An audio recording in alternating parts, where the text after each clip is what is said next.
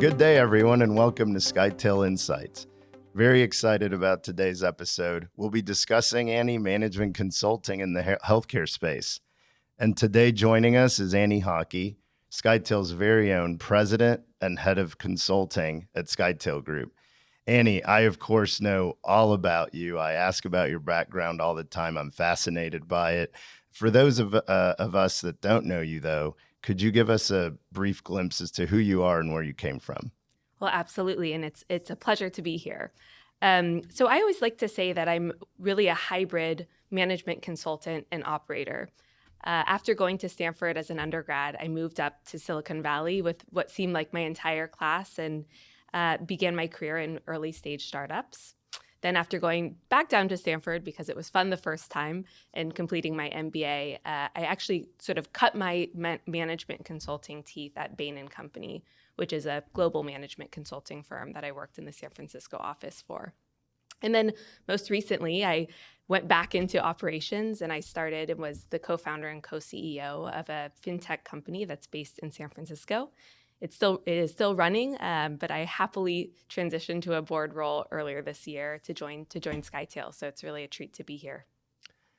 That's great. Okay, well, where do we start here? You've done a lot, impressive career already.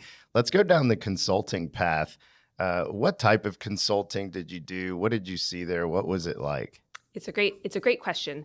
I've really done two types of consulting. So as I mentioned before, I began my consulting career at Bain & Company, but more recently, actually closer to Skytale, I was doing some independent consulting, and I can talk about that difference and what that actually means.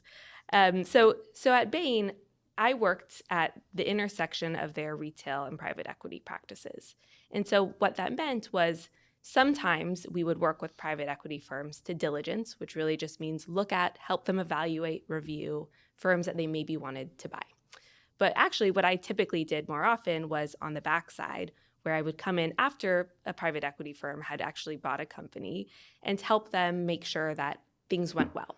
So for example, at one company, I helped them develop their pricing strategy because everyone wanted to make sure that they weren't leaving money on the table, right? For their this was a clothing brand, a sort of trendy clothing brand. So that was quite fun.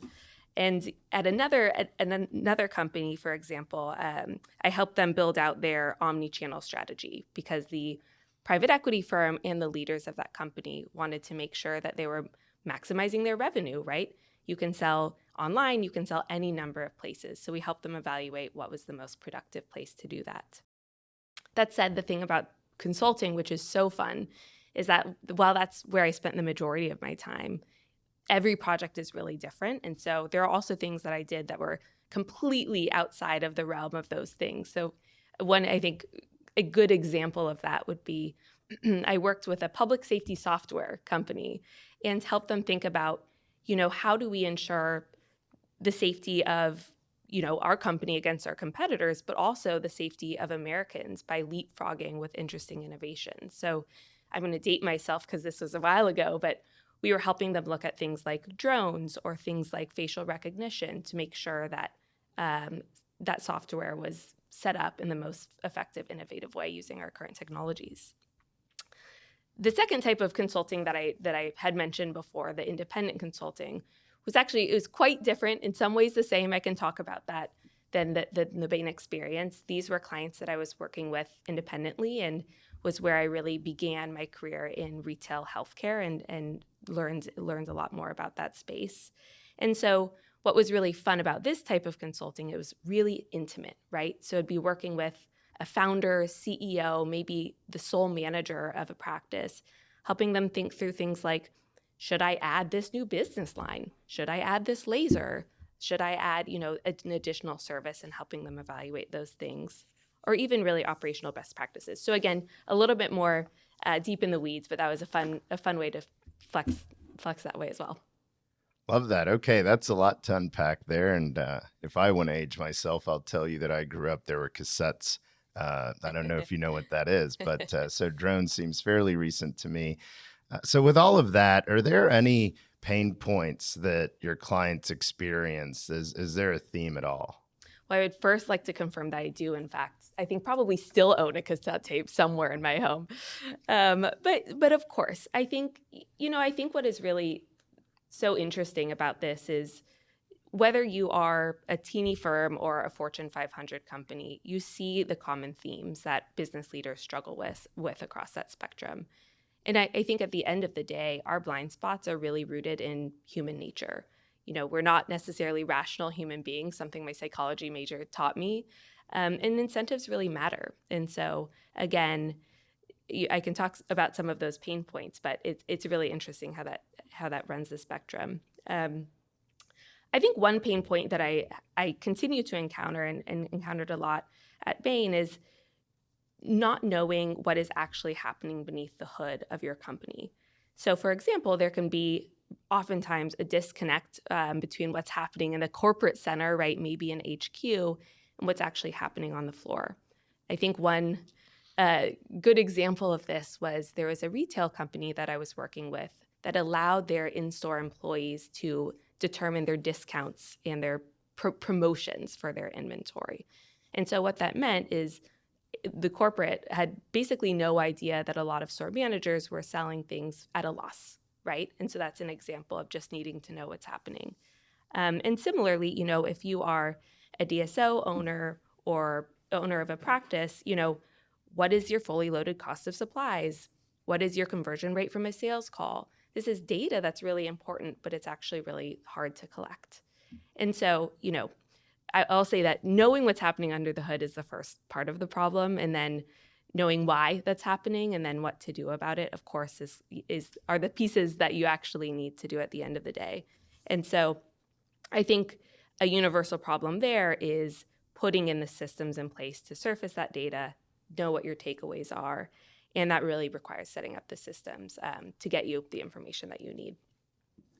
I love the under the hood comment that you make, and it's fascinating to hear that happens at Fortune 500, 100 companies as well, because as we relate it to the conversations we have on a daily basis, that's exactly one of the pain points of, is there a disconnect between, let's say, management company, if you're a multi-site healthcare firm, and your actual locations and practices? Are they all aware of one another and what they're doing and walking in lockstep? So I guess comforting in a sense, but also scary that these problems don't tend to go away, it sounds like, unless you figured out a way how to do that. So let's get into that. A lot of the folks that we talk to, that we work with, they want to know, how do I actually scale?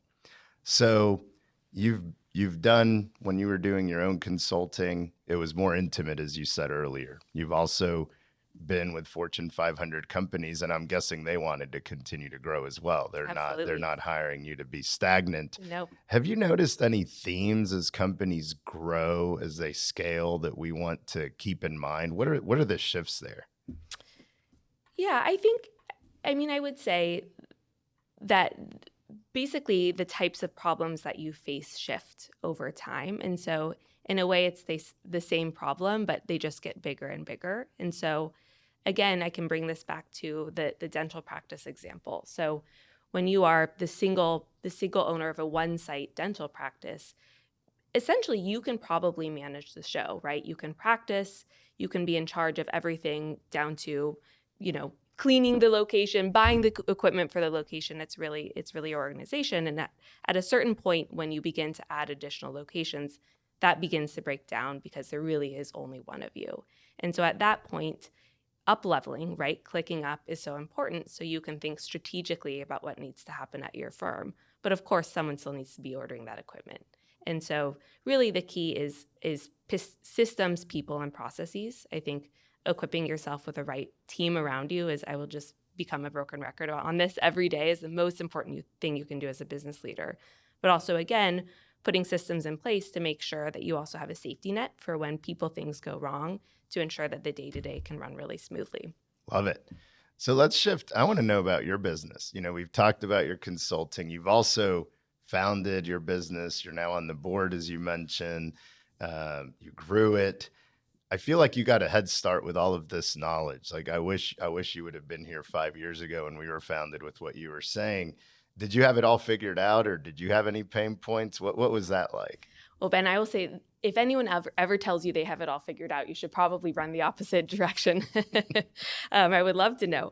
No, I think what's so interesting is as much as you may think as a consultant you're inoculated to some of these things, right? You see them over and over again. When you're in the weeds itself, you may find yourself making some of the same mistakes. And so really the challenge there is just making sure to catch yourself. And again, what are the systems to make sure that happens? So, pain points that I described before were certainly things that I encountered. But, I think two things that I think about a lot is the second that you have something figured out, it will change, right? The second an SOP is written on a piece of paper, it's an outdated piece of paper. And the beauty of that is it's actually a litmus test for success. That means your business is growing and changing and evolving, which as a business leader is exactly why you're there, right? But I think it's a lesson in needing to learn how to shift gears really quickly, right? Maybe one day a customer wants this type of treatment in a med spa, but next year, suddenly this laser is really in. So how do you have close feedback mechanisms to surface those types of things? And then the final thing I will say, which is, I think, again, a universal challenge, and it's something I think a lot about even here at Skytale, right, is how do you keep your eye on the prize? I think when you're a leader and you enter, you come into the office in any given day, you may have a plan, right? There are these 3 things that are most important use of my time today, and those are the things I'm going to focus on. Then someone comes into your office and something happens and there's a little fire here and there's a little fire here, and it's easy to let the day-to-day sort of, I wouldn't say fires, but the day-to-day just intricacies of having a company dictate your use of time. And so making sure that you don't get distracted, right? And, Ben, as I always say to you, your job is to think 10 years, 5 years ahead, right? And so allowing the time for you to continue to brainstorm and innovate and ensure that the firm can move forward is key. That's fascinating hearing those 2 things. As you mentioned on the second one, it's something you remind me of. But the first one, I don't know if you recall, but we actually talked about this yesterday by chance. And I think, the way we say it here, but it's the same concept, is that we as a firm, as we grow, have to be very comfortable with putting our best foot forward for that day and then being completely comfortable breaking it and redoing it and improving any process or methodology. So that's Absolutely. interesting. Those are the 2 things for you.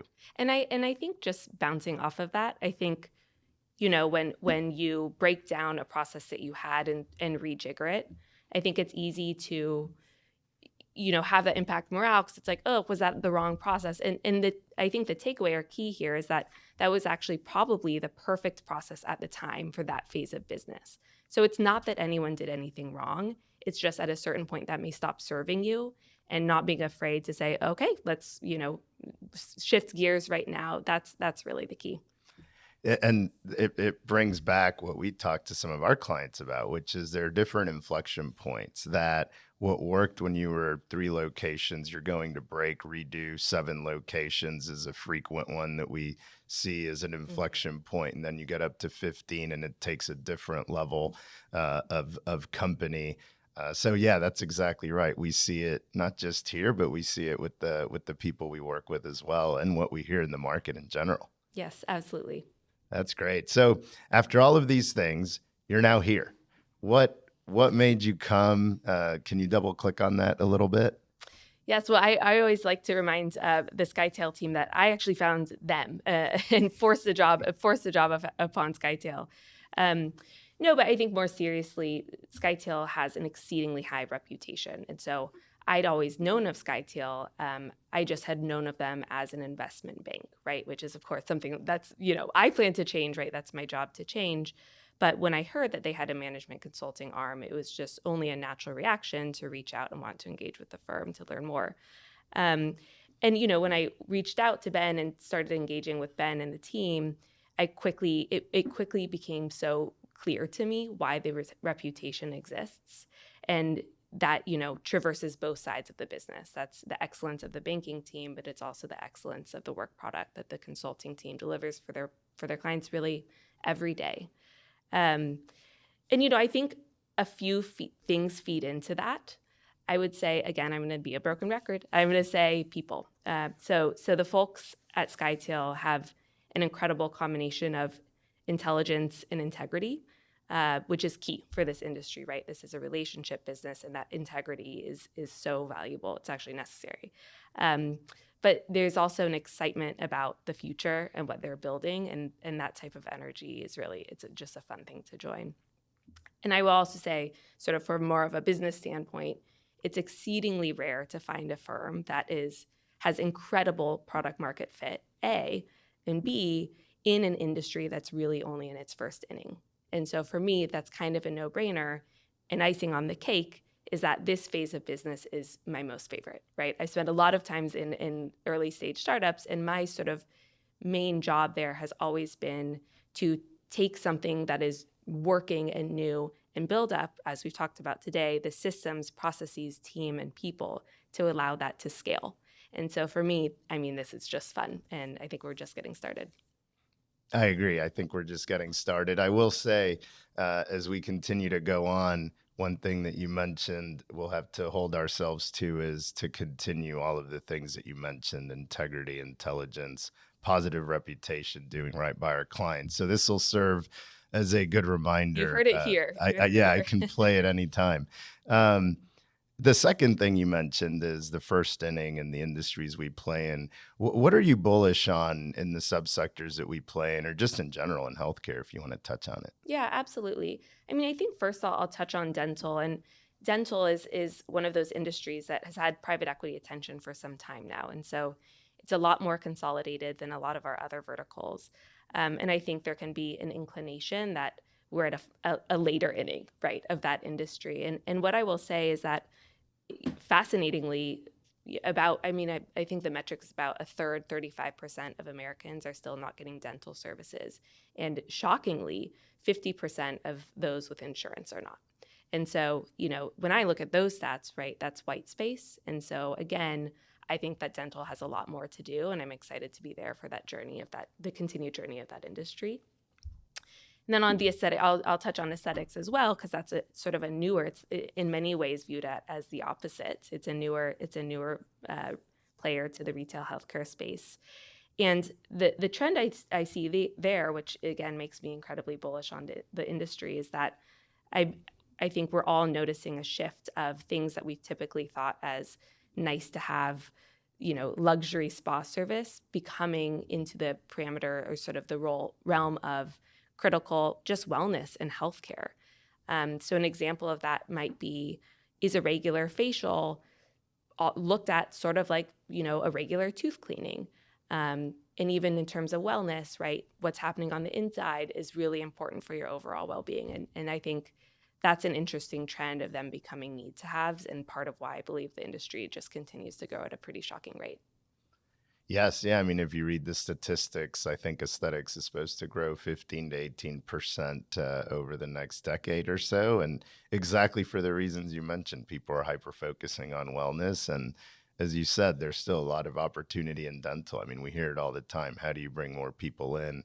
And I think there's some folks who are really trying to solve for that. So that'll be fascinating. And that space is already a gigantic market cap. So Absolutely. anyone who can solve that would be fascinating. So Annie, thank you so much. Are there any final points, key points that you would just like to reiterate? What should I take away as my bullet points here if I'm listening? Oh, I would say, I think from this conversation, a few of the things that we've touched upon is this kind of dueling need to both focus on and know what's happening in the now, right? What's happening in your retail stores, what's happening in your practices, what are your front desk people actually saying to customers when they call, but balancing that by also looking 5 steps into the future so you can maintain your corporate edge and ensure that, in 10 years, you're still, on top of the market and in line with consumer trends.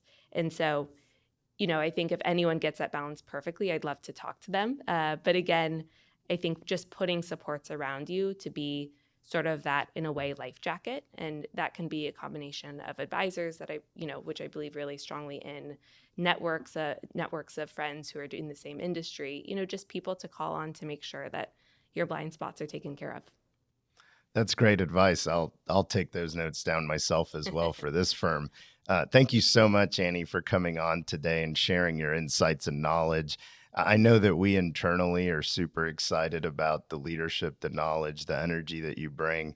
I know people in the market are as well.